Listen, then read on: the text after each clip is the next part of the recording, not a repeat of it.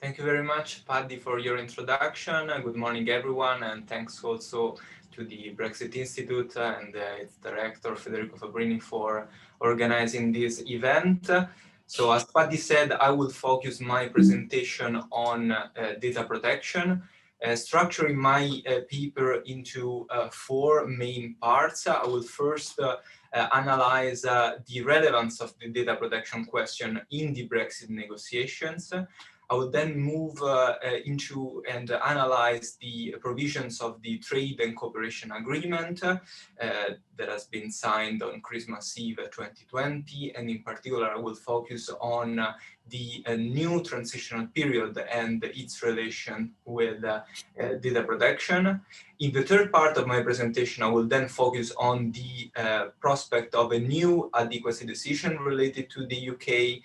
And I will then conclude by arguing that Brexit from a data protection perspective represents a step backwards, and I will explain why. So the data protection question was crucial in during the negotiation process. Many authors argued that data protection had the potential to make or break a possibly successful Brexit.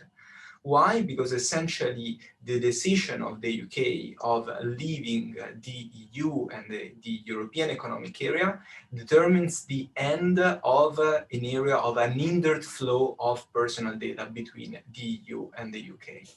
However, the EU at the same time represents the first UK trading partner, and UK's top businesses are mainly in the services and the financial sector, and almost half of the European large digital companies over the past few years have emerged in the UK. So we can perfectly understand that all these financial and economic considerations are linked to the data protection issue. All these businesses and industry heavily rely on data exchange, and a non-orderly departure of the UK from the EU would have determined a sudden halt of the data exchange between the EU and the UK.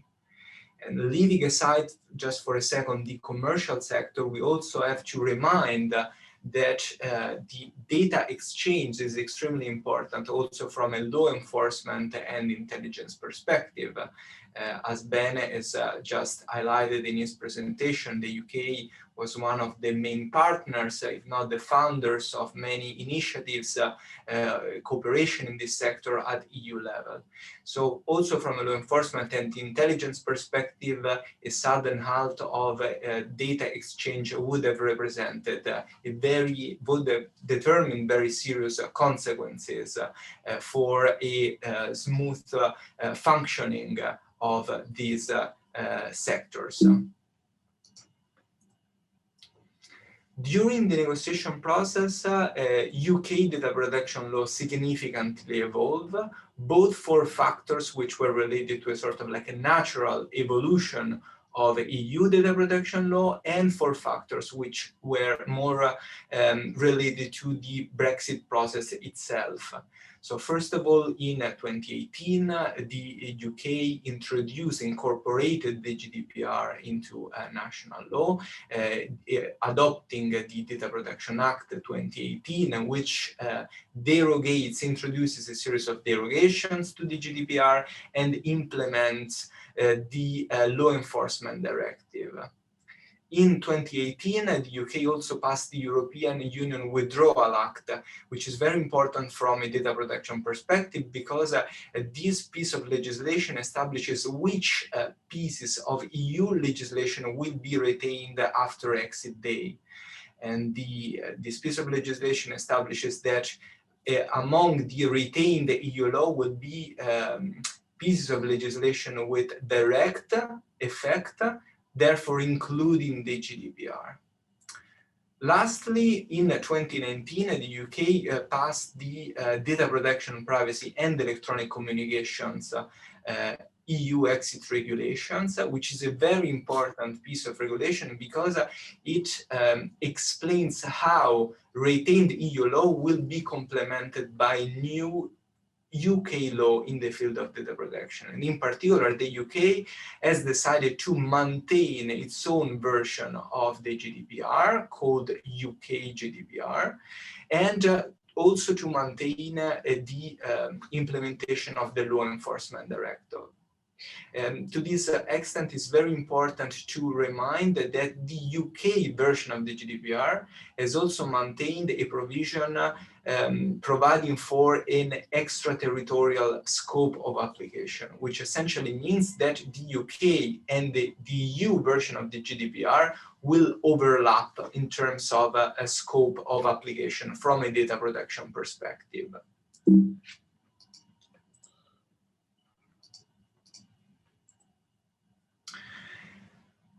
On Christmas Eve 2020, both sides, the EU and the UK, signed the Trade and Cooperation Agreement, which is a very unusual type of agreement because it introduces a series of trade barriers instead of eliminating them.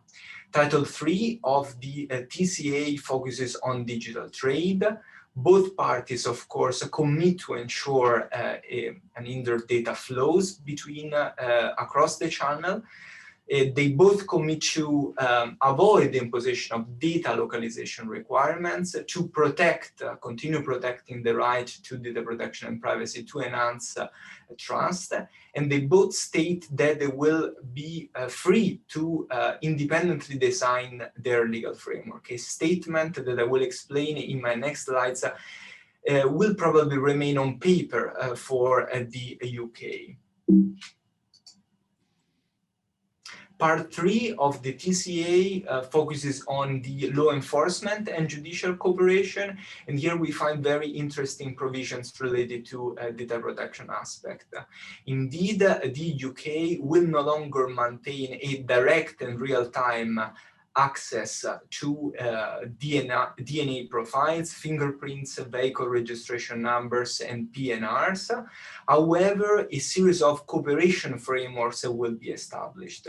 Indeed, the UK will no longer participate in the works of Europol and Eurojust and will not maintain a direct access to the Schengen information system. Paradoxically, the main data protection question, which was the one of the flows of personal data between Europe and the UK, is not regulated in the core part of the TCA. It's relegated in its final provisions.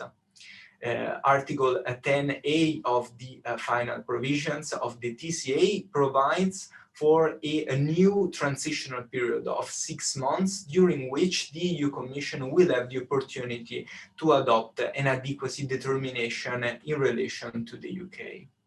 What is extremely interesting is that in the meantime, the UK will not be considered as a third country, and therefore a free flow of personal data between the two parties will be maintained. However, the EU imposed a series of conditions to grant this favor to the UK. The first condition is that the UK will not have the opportunity to substantially amend its data protection framework, will only have to limit itself to operate a sort of ordinary maintenance, or otherwise will have to ask for a prior approval from the Partnership Council. So we can understand that at least during the transition period, the expected divorce of UK data protection law from EU law remains only on paper. Now, from January 2021, therefore a new transitional period in relation to data protection has started. The EU Commission has indeed 6 months in total to adopt an adequacy determination. And we have just seen that on the 19th of February, the EU Commission has published 2 draft adequacy decisions, one in relation to commercial data transfer and one in relation to data transfer for law enforcement purposes.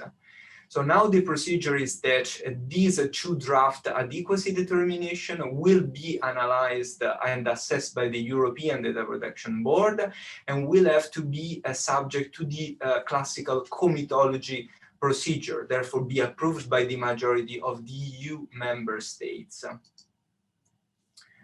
So paradoxically, adopting an adequacy determination in relation to the UK is not a very straightforward task, despite the former membership of the UK to the EU.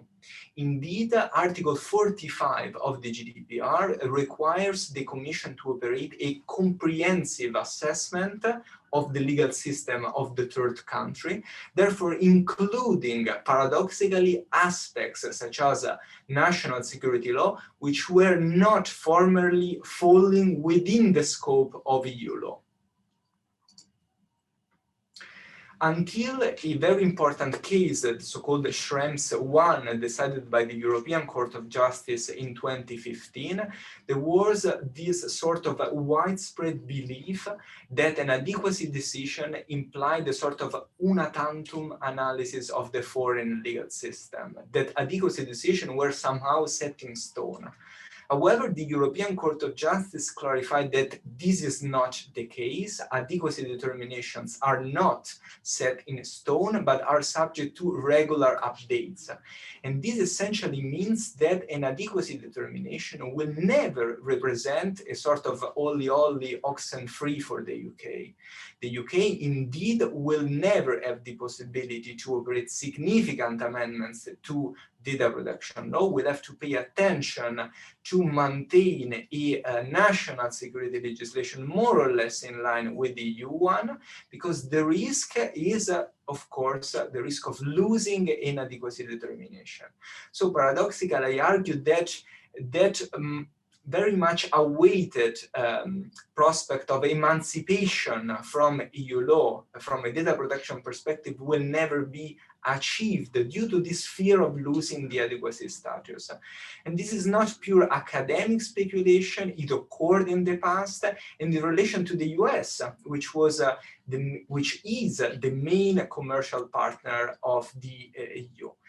Both in 2015 and more recently last summer in 2020, the two mechanisms that the EU Commission put in place to ensure free flow of data between the EU and the US were invalidated by the European Court of Justice.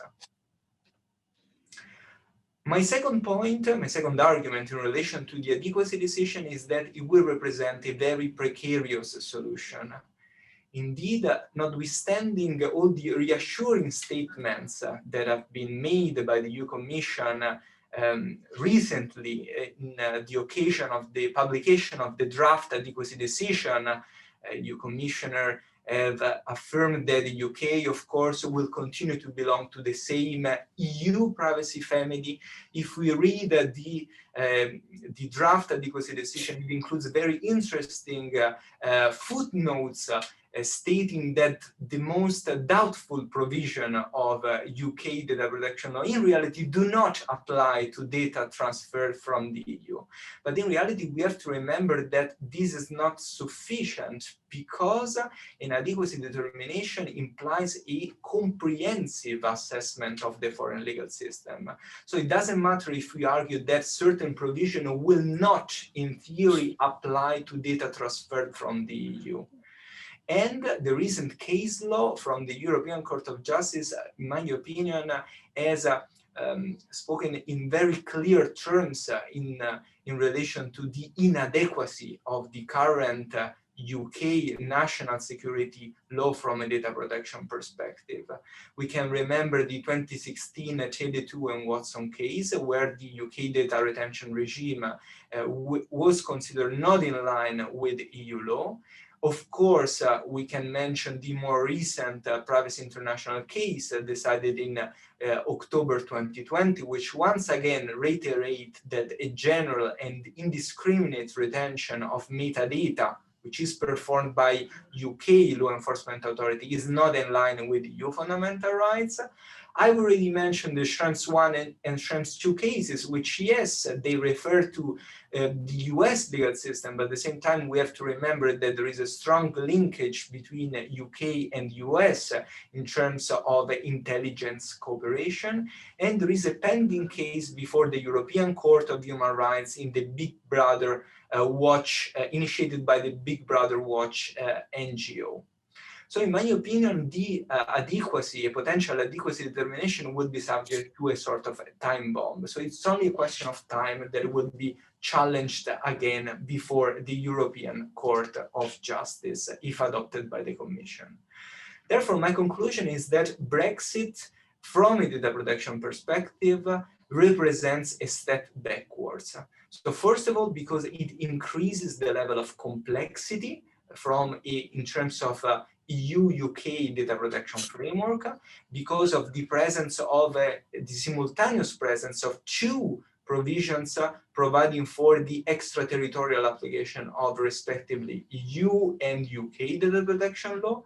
Secondly, because the TCA introduced, instead of eliminating barriers to the free flow of personal data.